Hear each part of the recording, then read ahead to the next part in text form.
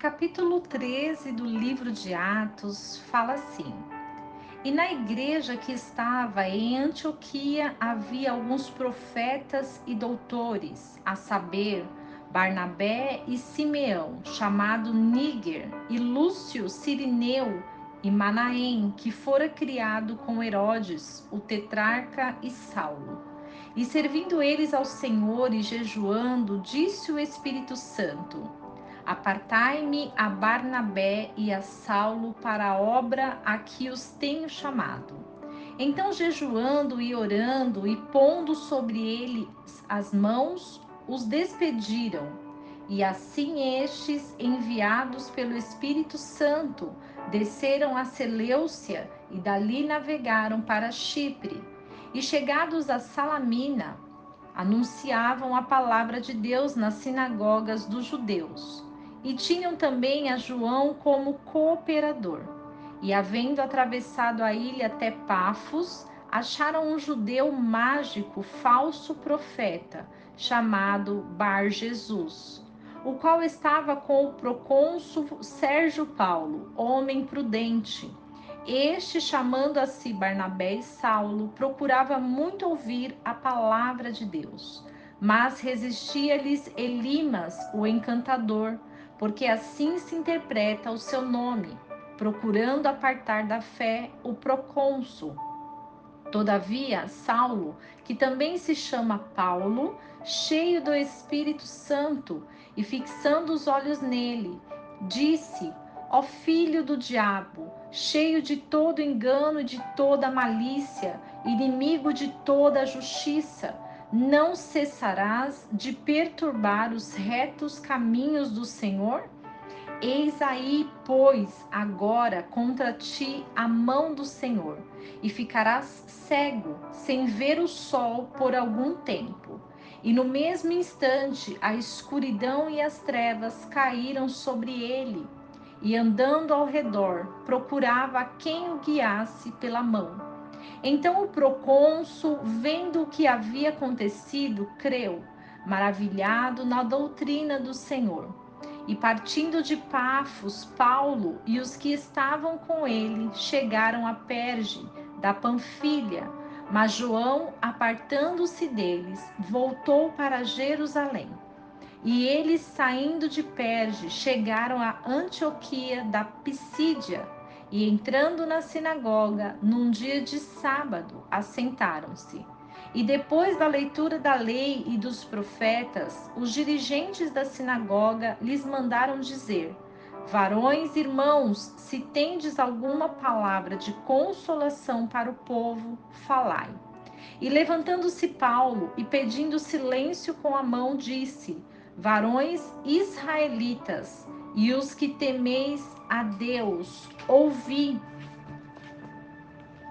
O Deus deste povo de Israel escolheu a nossos pais e exaltou o povo, sendo eles estrangeiros na terra do Egito, e com braço poderoso os tirou dela. e suportou os seus costumes no deserto por espaço de quase 40 anos. E destruindo as 7 nações na terra de Canaã, deu-lhes por sorte a terra deles.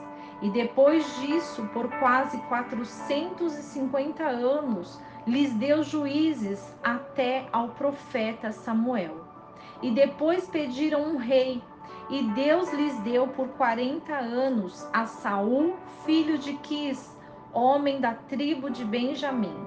E quando foi tirado, este levantou-lhes como rei a Davi, ao qual também deu testemunho e disse: Achei a Davi, filho de Jessé, homem conforme o meu coração, que escutará toda a minha vontade, executará toda a minha vontade.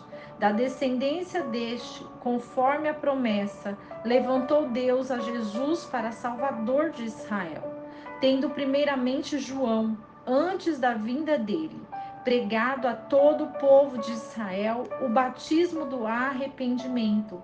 Mas João, quando completava a carreira, disse: Quem pensais vós que eu sou? Eu não sou o Cristo, mas eis que após mim vem aquele a quem não sou digno de desatar as alparcas dos pés. Homens, irmãos, filhos da geração de Abraão, e os que dentre vós temem a Deus, a vós vos é enviada a palavra desta salvação.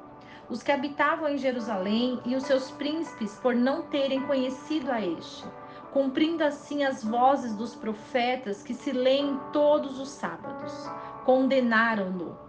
E, embora não achassem alguma causa de morte, pediram a Pilatos que ele fosse morto.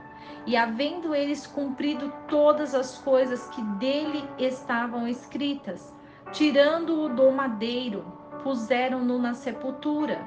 Mas Deus o ressuscitou dentre os mortos. E ele por muitos dias foi visto pelos que subiram com ele da Galiléia a Jerusalém. E são suas testemunhas para com o povo. E nós vos anunciamos que a promessa foi feita aos pais.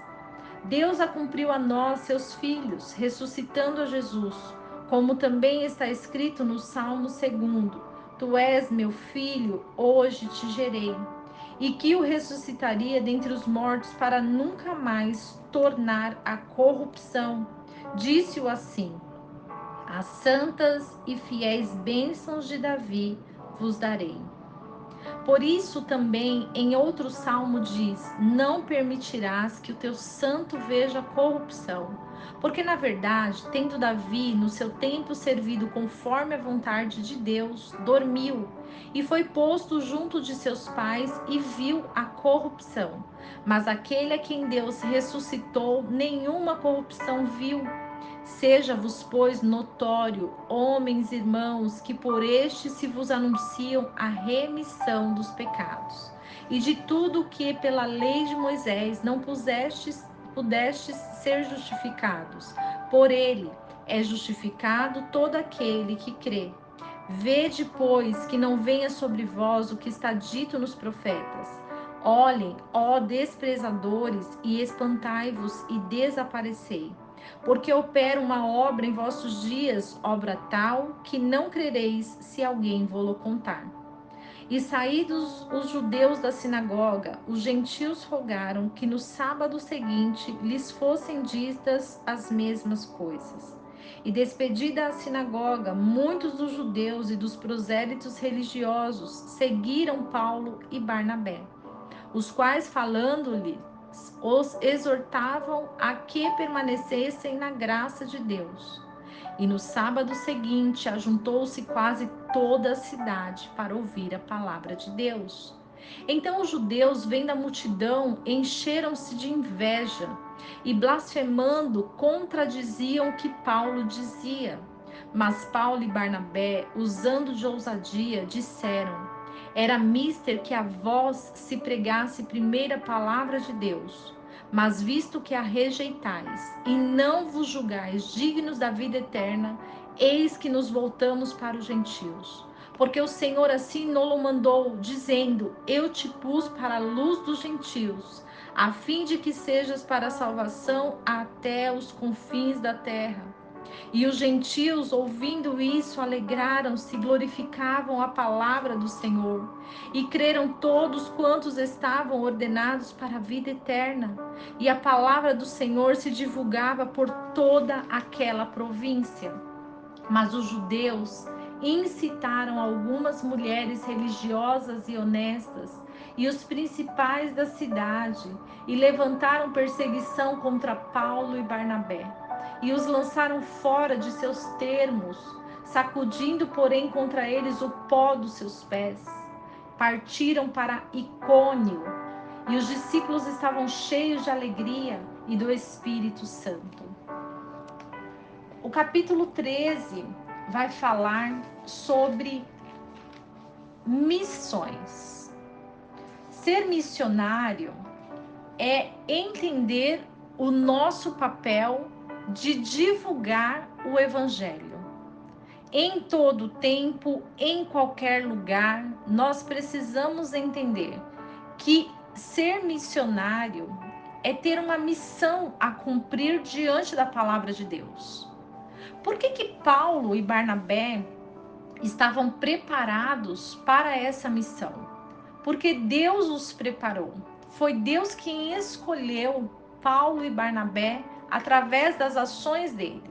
Mas Paulo era contra os gentios. Paulo era um perseguidor da igreja.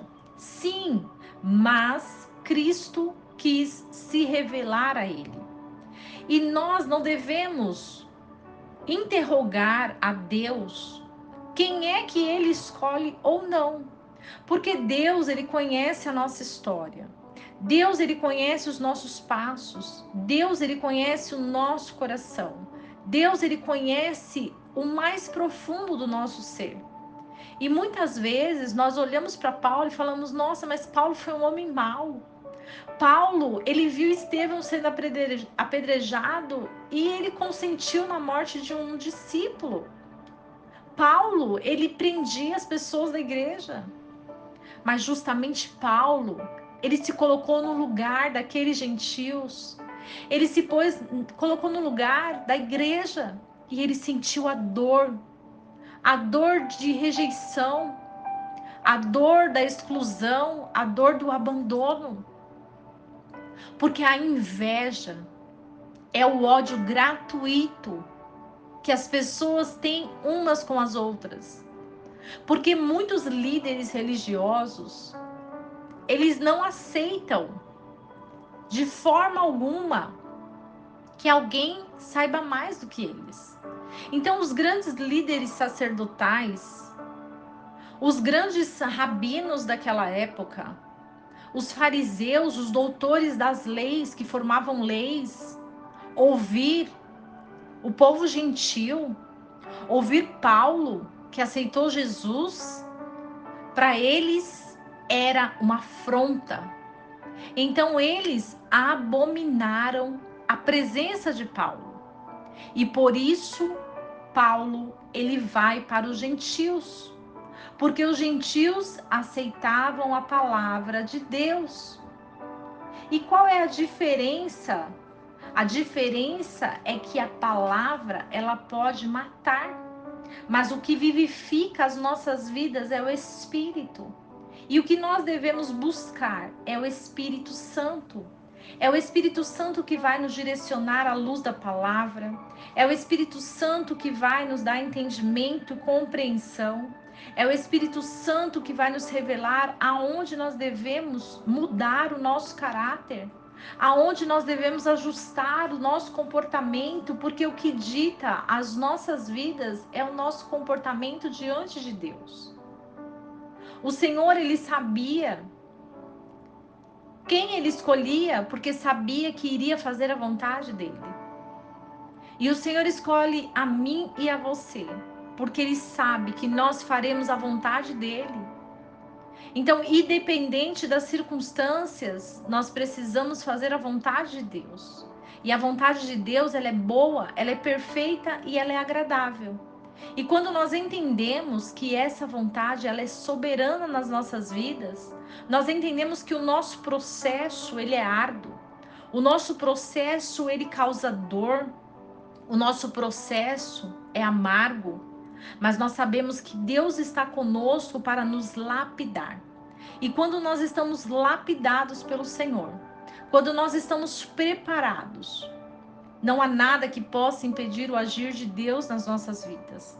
Não há nada que possa nos impedir de ministrarmos essa palavra de vitória, palavra de bênção, o evangelho que salva, que cura, porque Paulo ele reforçou aqui dizendo que Deus ele deu o seu filho por amor a nós.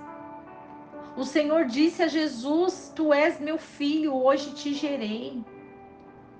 Essa é a vitória para as nossas vidas, porque Jesus foi gerado. E como se gera? Através de dor, de sofrimento. E Jesus, ele passou todas as aflições. Ele precisou ser perseguido. Ele precisou ser caluniado. Ele precisou ser invejado. Ele precisou sentir a dor para que nós pudéssemos ter a vitória, para que nós pudéssemos viver a redenção. Então, Paulo e Barnabé, eles levaram essa palavra em vários lugares. Paulo e Barnabé, eles glorificavam a palavra do Senhor. E muitos judeus seguiram Paulo e Barnabé. Muitos judeus aceitaram o evangelho. Muitos judeus creram em Jesus, mas muitos também não creram.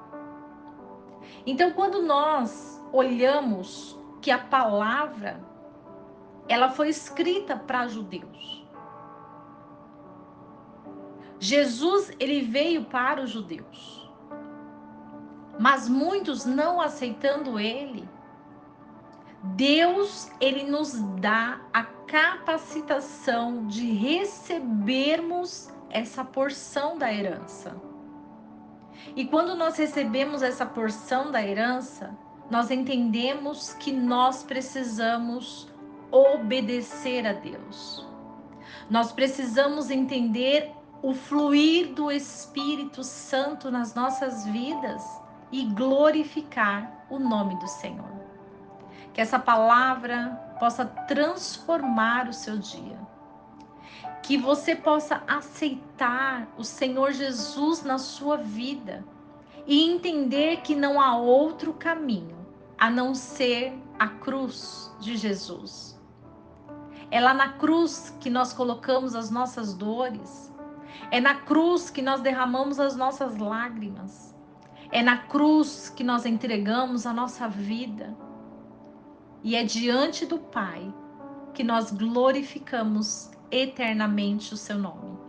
Que Deus abençoe a sua casa, a sua vida, a sua família. E que não esqueçamos do versículo que diz: conhecereis a verdade, e a verdade vos libertará.